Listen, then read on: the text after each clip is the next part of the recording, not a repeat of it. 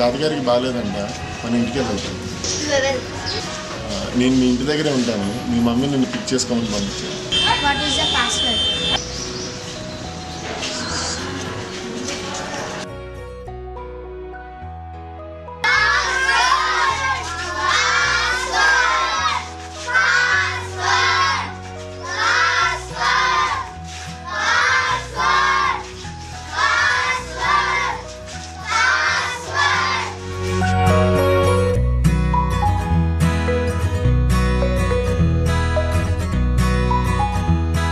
అమ్మ పాప పెట్టుకున్న పాస్వర్డ్ మూలంగా పాపను తీసుకెళ్ళడానికి వచ్చిన వ్యక్తి వాళ్ళ అమ్మ పంపిన వ్యక్తి కాదని తెలుసుకుంది పాప.